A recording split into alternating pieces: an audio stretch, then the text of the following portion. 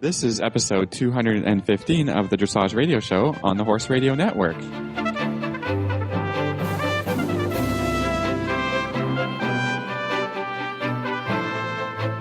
This is Reese Koffler-Stanfield from Georgetown, Kentucky. And this is Philip Parks from Fergus, Ontario. And you're listening to the Dressage Radio Show. And today we have a totally different producer with us, Jennifer, Glenn's wife. Hi, Jennifer.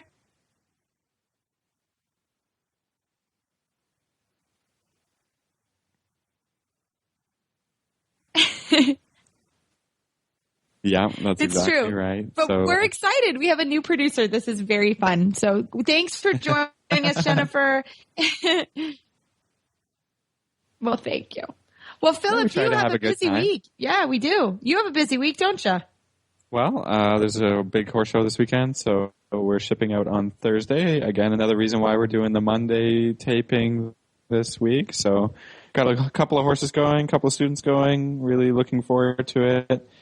All the preparation has been good, except for the weather is not cooperating. It's too bad, but seems like it's raining every day, and it's just really hot, sticky, and humid. So what can we do? We can control everything but the weather. I was so excited last week. We had so much record-breaking rain here. We made it on national news. Lexington, Kentucky. We were on national news.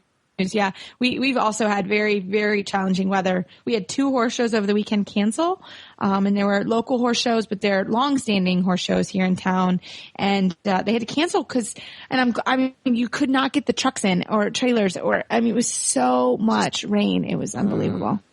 And it's hot and sticky today, and our grass is like up to our, up to my knees. We've sort of given up. It's just is what it is. Everybody's muzzled. Everybody it's just too much grass, but I'm not complaining about that. It's crazy. Yeah. It's really crazy. The mowers are like double time right now. So, but it's nice because I had the indoor. So it was kind of nice to ride. It was cool and rainy. And we already have some horses shipped in from Seattle, over the weekend for young riders, which is next week. It's coming up. Yeah. It's coming up. So I will keep everybody sort of, report on what's happening with young riders. But those horses, I think they just felt like they shipped 24 hours to go to Seattle weather. Like it was Seattle weather. They move locations, but the weather's the same and everything feels the same. Yeah. Well, it's good because last year we were talking about it. It was so hot, right? And a lot of the horses are having trouble sustaining energy. Yeah, I think it's going to steam up again. So we'll see. We'll see what happens, but they're getting ready and that's exciting. And, this week, and another reason why we're Monday is I'm off on a leadership group. It's something I did. And it's a 2-year commitment. So, we're going to Eastern Kentucky, and it's called and the group is called the Kentucky Ag Leadership Program. So it's something kind of not horsey, and I'm really looking forward to it. So should be a fun couple days away, and the girls will have to hold down the fort. Going on vacation? How nice!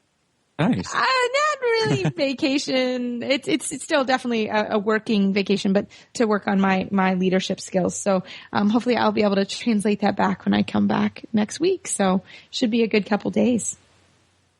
Perfect. Yeah. So there's not a lot of news this week, is there, Philip? It's pretty quiet, kind of after Aachen. I think it's quiet. We had that big Aachen show. Yeah. So, but we have some interesting guests on this week. We do. So Kim Herslow, she's been on the program before. She's a wonderful horse, Rosemarine. She went to Aachen as a spectator. So she's going to talk to us about what she saw and what happened. So that should be really fun. Get the big report. Yeah. I'm really looking forward to that. That would be great. And me too. Our friend Katie Poag is going to come on and give us a trainer tip. She's also been on the show before, and she's kind of come on the show last minute for us this week. It's been a little bit hectic trying to get guests and all that, and we're very grateful to her for that.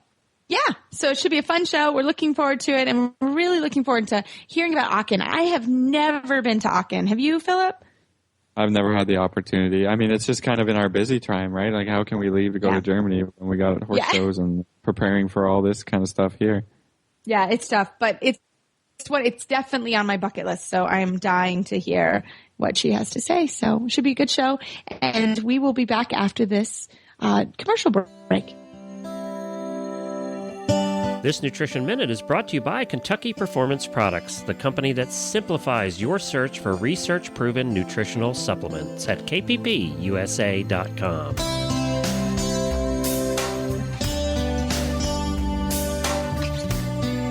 Spring is here, and so are pastures full of luscious green grass. Spring grass is high in vitamins, minerals, and sugar. Most horses have little problem adjusting to the changing sugar levels found in spring pasture, but for at-risk horses, grazing on sugary grass can lead to big problems such as colic or laminitis. By paying attention to daily temperatures and following a couple of simple rules, you can limit your horse's access to such sugar-laden grasses. In the spring and fall of the year, limit grazing or stop it completely when daytime temperatures are warm and nighttime temperatures are below 40 degrees Fahrenheit. Under these conditions, the grass produces sugar during the day and it stores it in its leaves. At night, the plant transfers the stored up sugars to the roots and stems to fuel the growth. If the evening temperatures are cold, the grass will not make that transfer, and all of the sugar will remain in the leaves where it is readily available to your horse. In the summer, when days are sunny and nights are warm, it is safe to allow grazing in the early morning hours, but it should be restricted late in the afternoon or evening. This is because most of the sugar that was produced the previous day has been used for growth overnight. Therefore, the level of sugar in the leaves is low in the morning.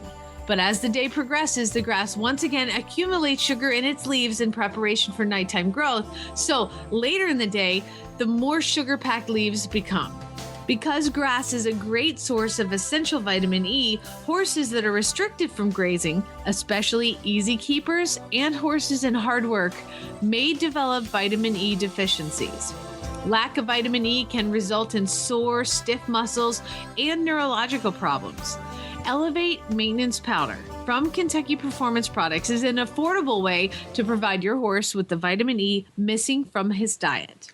Each scoop provides 1,000 international units of natural vitamin E, and natural vitamin E is absorbed and retained in the tissues at a much greater rate than the synthetic vitamin E found in many feeds and supplements. Best of all, when you choose a Kentucky Performance Product supplement, you get a 100% satisfaction guarantee. This Nutritional Minute has been brought to you by Kentucky Performance Products. You can find all of their terrific products at kppusa.com.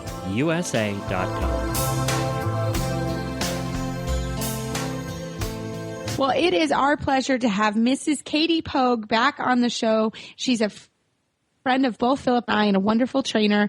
So, Katie, welcome back to the show, and we're looking forward to your trainer tip of the day. Thank you for having me. I enjoyed it last time and glad that I get to do it again, and would love to talk about kind of a recent experience that has been fun and just kind of eye-opening for me. And I have an FEI horse that I've been bringing along since he was 3, and so he is my horse, my project, and he's very sensitive, very hot, and I also at the same time typically keep a lesson horse at my barn to teach a whole variety of ranges from kids to adults on. And the last lesson horse that I was borrowing got sold, and so I kind of wanted to see how my guy would respond to other people and give them kind of a once-in-a-lifetime opportunity to ride him. And in doing so, it really gave me some insight of my habits and his habits, and just, trying to train him through them, and through the process just got to really see some key things. And I think that it has really helped me on the other side of when I ride him and train him to be more aware of what I saw and what he did and how he reacted, and I can sit there and see situations that he presents to the rider and how I instantly want to fix something and how he responds to them by me telling him, and being on the other side and literally getting to watch it all unfold has just allowed me, I think, to train him better.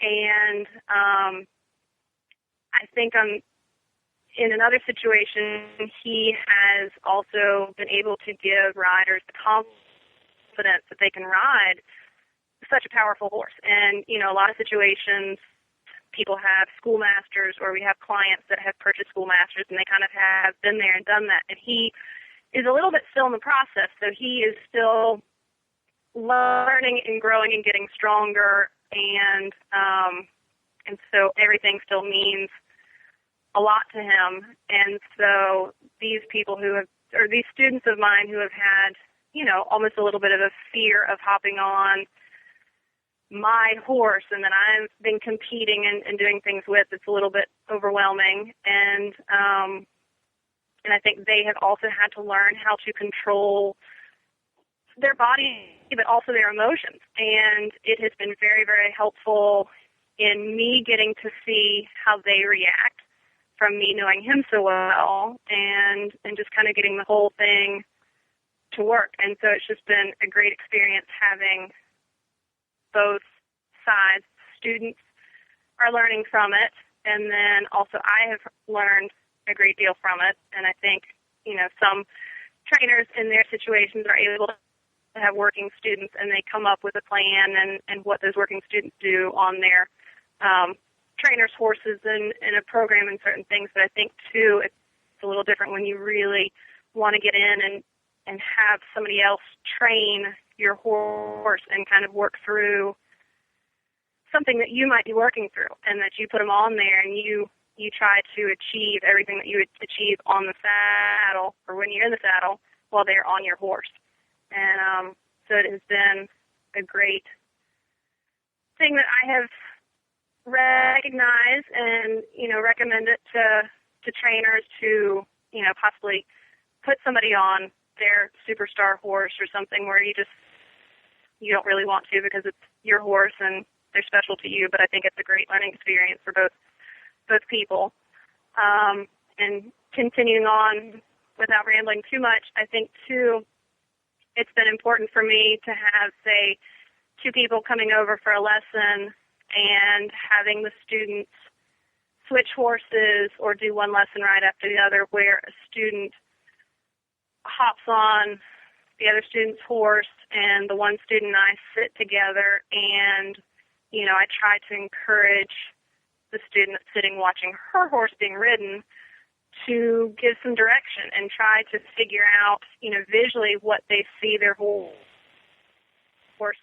is doing to this new rider, and being able to plug it in to what their horse does to them when they ride. And I just think a lot of times seeing things on video or in the mirror can help, but I think, too, if you can sit there with your trainer and have somebody else riding your horse, and, of course, it's their child, and it's just as special, and it's very hard to allow somebody else to get on and do it. But I think it's very helpful. It puts the rider in the position to have to really engage in so many ways to the training of their horse. And it takes a lot of nerves for a lot of people to want to sit on someone else's horse, and I think that is also something, you know, as far as in the department of overcoming some fears and things like that, can help make the rider more comfortable hopping on other horses. And as a trainer, we all know, as many horses as we ride, we get very comfortable and confident in our position and different ways that the horse is moving. But most of our students have one horse, and that's what they ride for many, many years, and they get used to it and get used to habits, and the horses get used to them. And getting on something fresh is always, I think, a good eye-opener for the students, even if you don't have a good horse to put them on. Obviously, safety can be an issue, too. But just switching to comparable riders and horses in a lesson, I think, is something fun and educational, and definitely encourage people to try to keep finding ways. Yeah. Encourage trainers. Katie, I was just going to say, like that too. I think it's a great idea. No, I was just going to say it's a great idea. And, you know, I have to be out of town this week. So, you know, pretty much everybody in my barn has to get funneled out to another rider. And I agree with you. I think it's so helpful for me to see how they react with the riders. I'm blessed to have, all my working students now are all good riders and can handle the situation. But it's nice, with young horses to sometimes put another person on them or even sales horses. I found that too, because horses are going to have to go through a trial. So it's nice that they go through a trial and maybe get some experience from another rider that's positive. And that seems to work really well. But I also agree very much in my own horse, Winnie, who's showing in the FEI ring now. It's good to get someone else on her and maybe get their opinion, like, oh, hey, she's really leaning against my right leg, or hey, she's doing this. And I think that's really helpful to do that. And I've also found that with, for example, my pony club kids, they have to switch horses and they have to be able to ride other people's horses. So that's been another really good avenue to have them switch horses, and they learn a lot. The horses learn a lot. It is hard sometimes as a trainer because you want to ride the horses, and that's what we're getting paid to do, and that's what we're good at doing. But it is sometimes good to say, because, for example, I'm not here. I can't ride the horses, so I would rather them be ridden and get some good experiences with some other people than just stand around for 3 days. So, so that's a really good thing. I think the pony club and even just some bigger barn situations where they have a lesson program for younger kids, I think, that is such a common theme and how we grew up and things like that. And then I think when you get to more of our adult amateurs who, they find this great horse and it's a great match and they want to, move up the levels with their horse or earn rider awards or end of the year awards, whether it's nationally or regionally or just even the local division. I think we get so wrapped up on the one horse and working and developing things that then somehow to find somebody else, or even go to your trainer and to say, is there somebody else that's comparable to what I'm doing, maybe we could do a lesson or do something like this. And, I'd really like to see how my horse responds and be able to kind of remember what I feel when I'm riding and try to tell someone how to do it. And I think, for the younger groups, it is such a group effort to keep that going. And then I think when, we're aged out of that, it's harder to do that. And I think it's just kind of keeping that in mind and keeping open to being able to ask for that. And, I think even the trainer situation, yes, it is hard. And if we go out of town, and a lot of times we have the working students, and, I don't personally have a working student. My business here is small enough. So for me, educationally, it has been good. And I don't, have a regular trainer overseeing me. I make trips and do that like we all do, to go work with somebody for certain periods of time. And so sometimes it's just kind of good for me to put somebody else on and just kind of see how it all connects. So, Katie, can you maybe give us a couple of examples, or just get into a few things, maybe just a couple things of specifics about what you're talking about here in your recent experience? For me, with using my horse as a lesson horse, for example, because he is a very sensitive horse, very sensitive to the aids, it's very easy with him to react too quickly.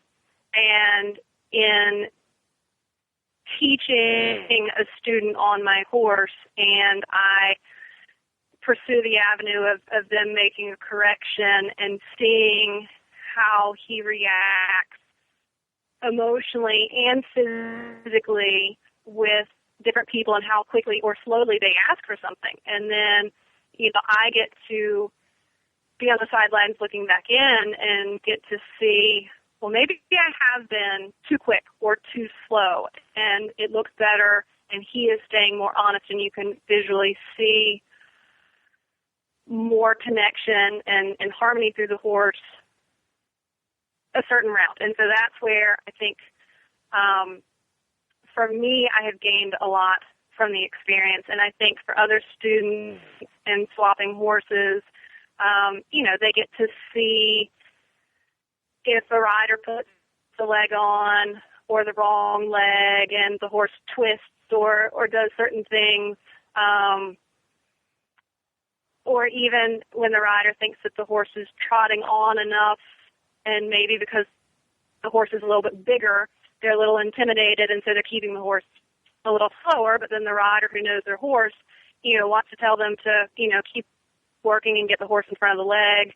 And to me, that's also been something when they realize how much more they have to tell that person to keep the horse going and going and going, then they actually get to realize that they need to keep the horse going that much. And so that's just where I've seen a little bit more of some eye-openers of people, of getting more communication and bonding and friendships and supportive, and, you recognize how hard somebody else is working when they sat on another horse, and just some things like that I think are helpful. Well, Katie, that was a great tip, and I think all of us should on every level of the industry really think about it and really enjoy swapping each other's horses out. So I hope our listeners will take you up on it this weekend and coming and change horses. So Katie, thanks so much for coming on the show. And how do our listeners find you online? I have my website is katiepoagdressage.com, and all my information is on that website, and I'm located in Charleston, South Carolina.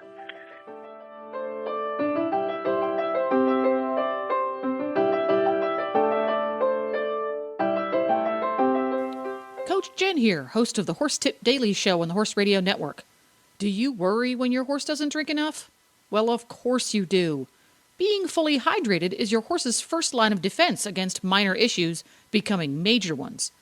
All Natural Horse Quencher is the product that helps even the fussiest drinkers drink more. Listen to what Chester Weber, winner of the USEF National Four-in-Hand Championships 8 years running, has to say about Horse Quencher. One often doesn't know they need a product until they're introduced to it. Since I was introduced to Horse Quencher, I've been wildly impressed with its ability to keep the horses in the water buckets drinking, and it's given me real peace of mind. Take it from Chester Weber. Horse Quencher is the all-natural product you need to help your horses drink as much as they should. Ask for Horse Quencher at your local tack and feed store or online at horsequencher.com.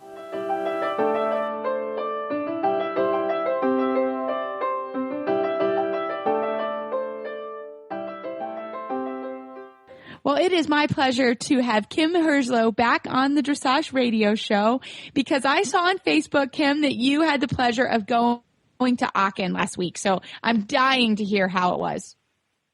I did. I had an opportunity from a client to have her tickets, and she had the most amazing seats, too. So I was really, really lucky, and I just jumped on it because I've heard about Aachen for so many years, and how it's the best show in the world. And I just thought, here's my opportunity to go see it and have really awesome seats. And I just jumped on it. So I went over, and on the opening ceremony, and I was actually sitting centrally, in the grandstand that's on the main portion side, where the Queen of Denmark came walking up and literally sat 4 seats across down from me.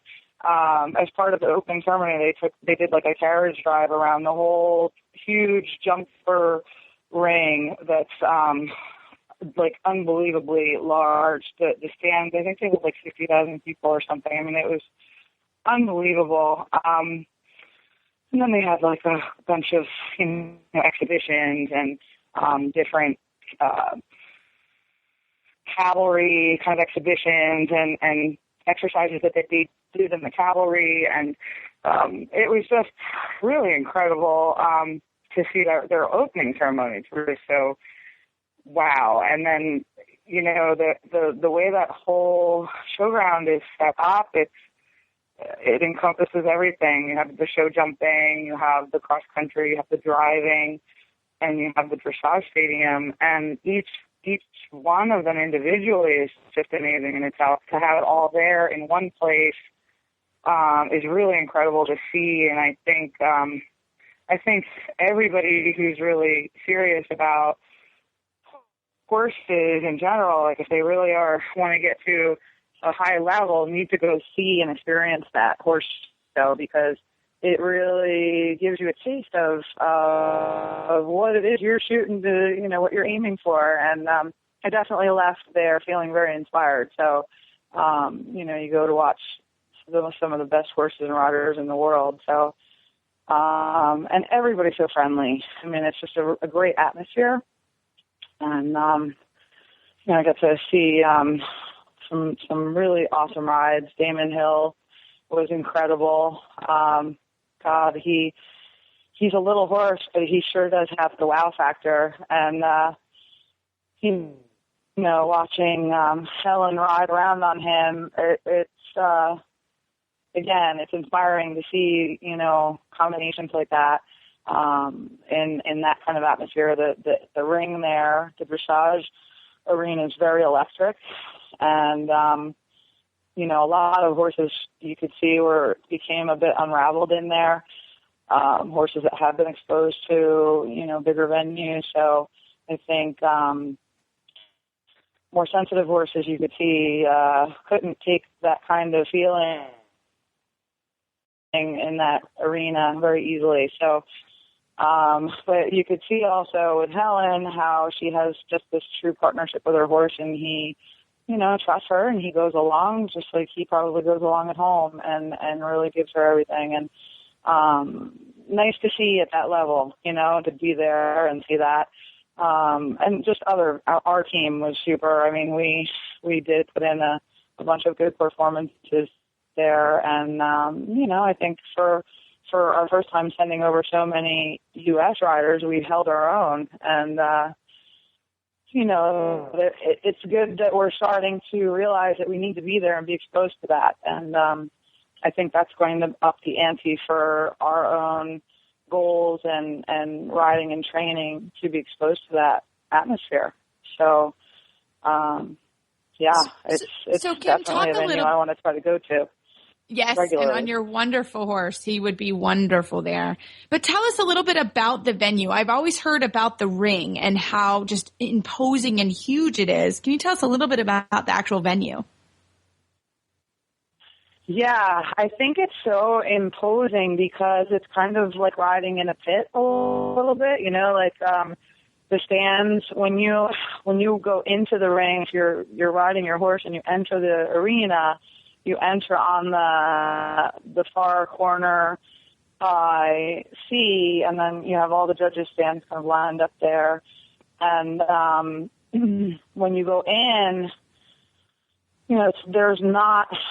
You have a little bit of room on the inside and the outside of the arena itself to ride around.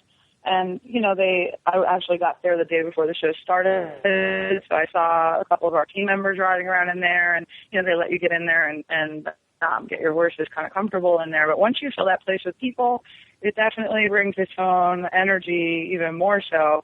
And the crowds over there are so into it, and you can hear everybody. Like if somebody had a mistake or something, the whole stadium would sigh, or you'd hear everybody like, oh, so into it and so passionate about it. So I think that's what is the hugest difference that I felt being there watching and sitting in with the rest of the audience, was that, you can see how intense everybody is riding in there with the horse and rider that's in the ring.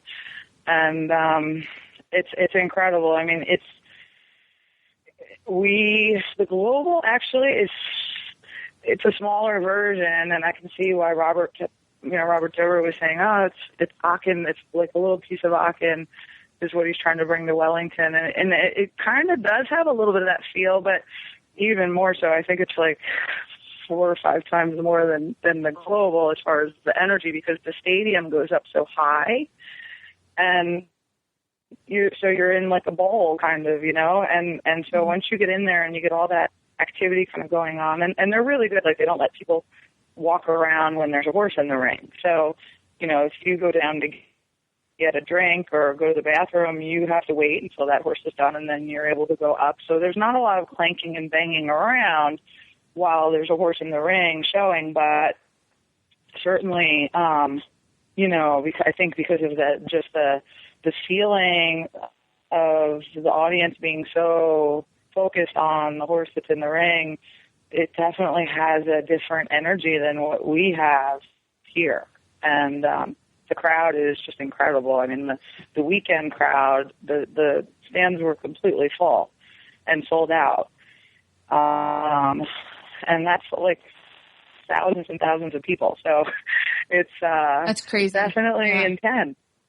Yeah. And like I said, everybody's passionate about it. And absolutely. My seats were awesome. I sat third row at A, and Jenny Larson-Clark was right in front of me, giving about 9 learner judges kind of lessons on everything we were watching, and I could hear what she was talking about. So I had her sitting right in front of me, and it added, obviously, to,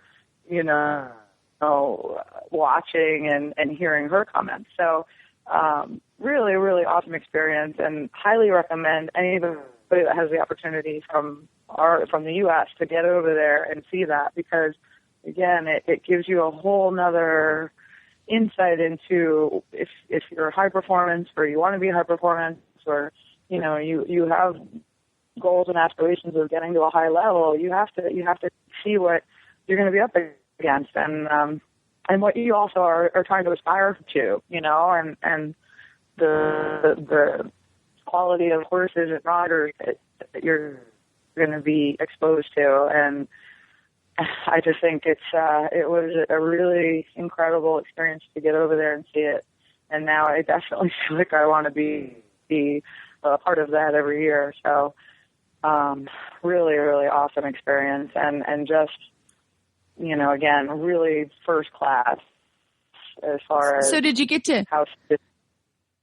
No, I was going to say, did you see any of the other? Did you see show jumping or any of the other tickets that were going on, or just the dressage?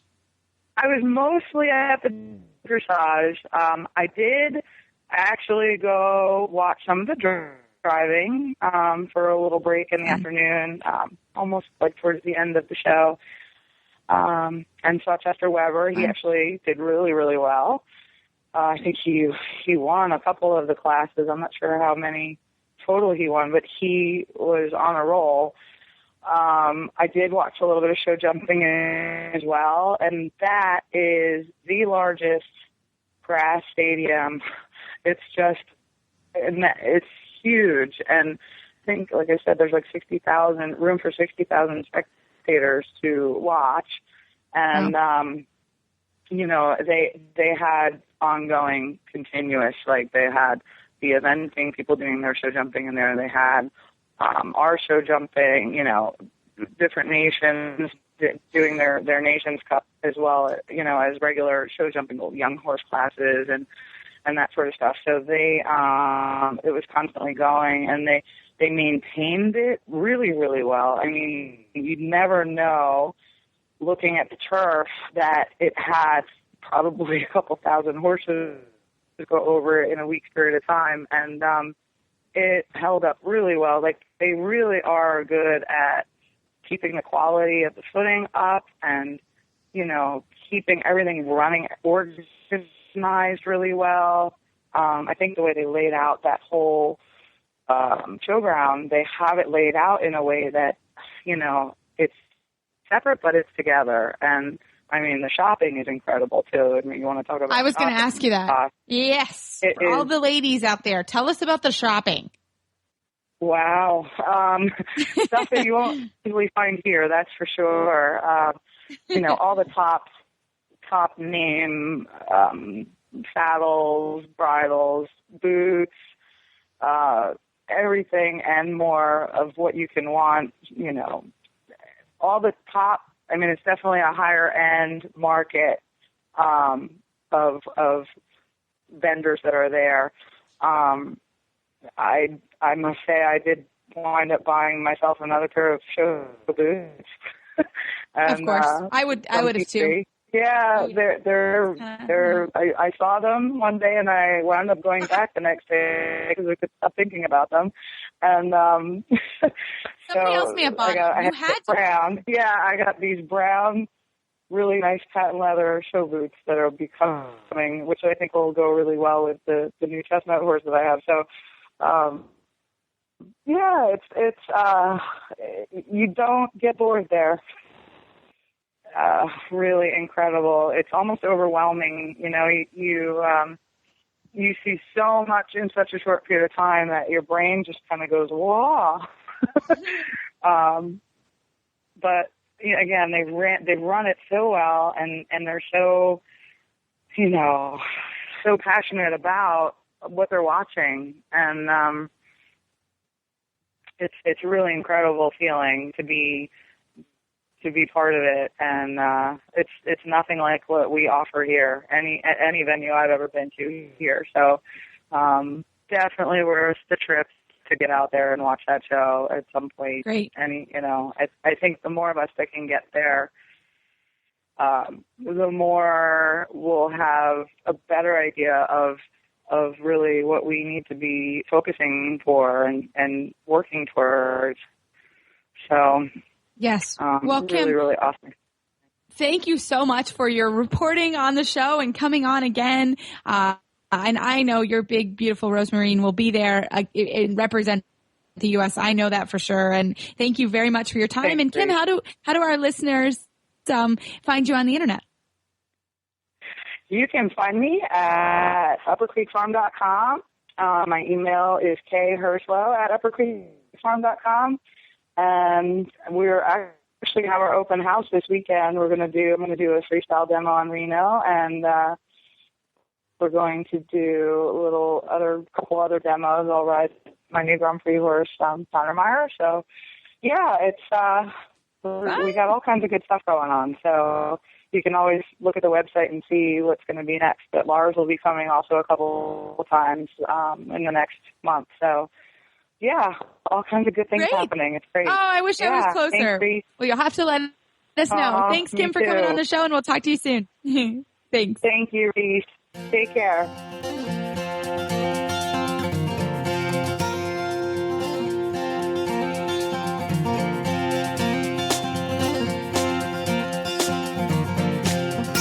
Coach Jen here, host of the Horse Tip Daily Show on the Horse Radio Network. The way consumers interact with the brands they have trusted for years and those they are about to fall in love with for the first time is becoming more and more mobile, literally, and will continue to do so for the foreseeable future. Podcasts or internet radio shows like this one combine the new consumer preference for on-demand information and entertainment with the power of niche market audiences.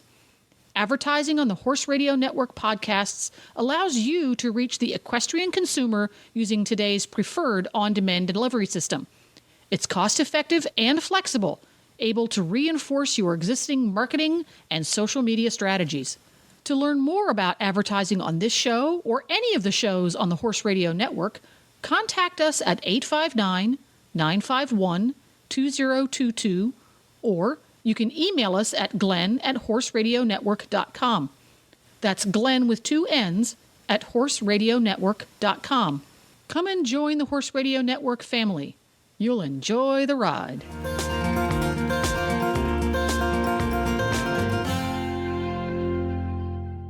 Well, that was a great show. Hearing about Aachen and hearing from Katie about changing horses and the kind of the need and the benefits of that.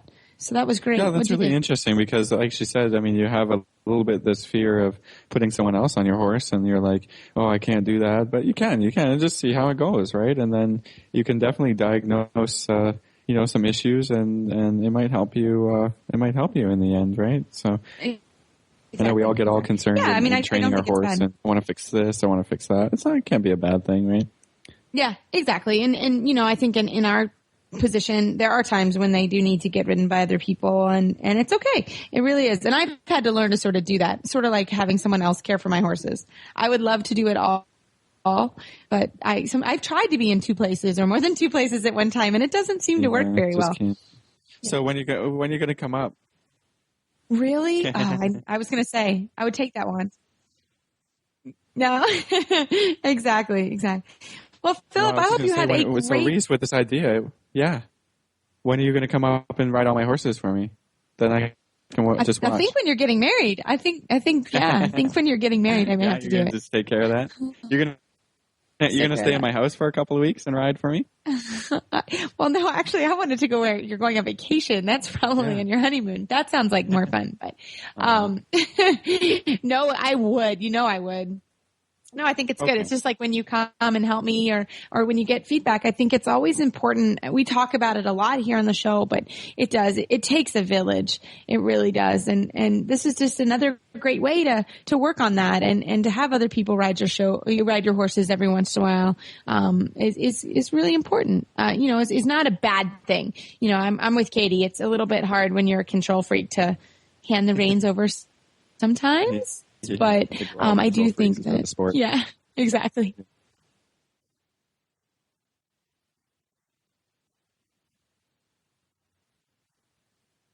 Yeah, that's a great way to think of it. I like that. They are proofreading, or could maybe see something that you're not feeling. But she talked about it as amateur riders. It is very hard to find other horses to ride sometimes, I wish I had 10 school horses for people to ride and learn. Right. I mean, yes. And sometimes even I was just having this experience recently that, sometimes when you buy a, schoolmaster type, they still have, they might be really good at pirouettes, right? But might not be really good at piaffe or passage, right? I mean, it's hard to find that perfect horse that is just great at everything and can teach you everything. So, I mean, I think, if you had 6 of them, one could be an expert at this, and I think they do that a little bit more in Germany, right? They have horses that are really good, and they come out for lessons with amateurs, and I think that's a great experience. It's a little bit tougher to find over here, so it's too bad. It is, and I have 2 schoolmasters. I'm very lucky enough to have had them, and they just got both turned out in the field this week, and it was so painful because they're wonderful horses. And they're so good and healthy, but just having some soundness issues, and one's 24 and one's 22. So, they've had a really, really long life, and maybe they'll come back after some time in the field. But, it's hard because, as a trainer, it's also, they're hard to find and they're expensive to maintain. So I'm on the lookout for another schoolmaster, but it's hard. Reese at horseradionetwork.com. Okay. Exactly, because they're good. I like that. Thanks, Jen. But it's true. It's they are hard, but Sammy, my wonderful lesson horse, she just has been wonderful for many, many years and has given a lot of people joy in lessons. So if you can find it in your area, or there's a trainer or a horse that you can lease, it is the best thing you can do. And then you don't have to purchase them, which is even better.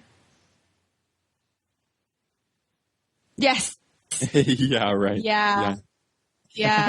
Well, that's why I don't have another one, because I'm still retiring two ones. But they are wonderful horses, and I would put people on, and one was really good at changes, and one's really good at piaffe and passage. So it was fun to see. Yeah, you can learn the whole spectrum of all the fancy moves.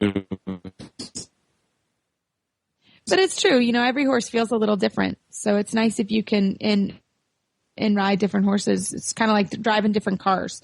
And I think you can find the type of car that you like, or the type of horse that you like. I think you can really do that. Great conversation and great tip from Katie. So I hope you all have a great time riding other people's horses this weekend. And don't forget your listener and your email and Facebook shout outs and questions. We always love them. We try to get them on the radio as soon as we can, and we get them. And we always enjoy that. So hope you have a great week, and you can find our show notes and links to today's guests at dressageradio.com. Like us on Facebook, just search for Dressage Radio Show. Follow us on Twitter at Horse Radio. My website is maplecrestfarmky.com, and my email is reese@horseradionetwork.com. You can find me at philipparksequestrian.com, and my email is philip@horseradionetwork.com. I'd like to thank our sponsors for allowing us to put on a great show this week. And don't forget to check out all the other great shows on the Horse Radio Network at horseradionetwork.com. Everybody, keep your heels down and your shoulders back, and we'll talk to you next week.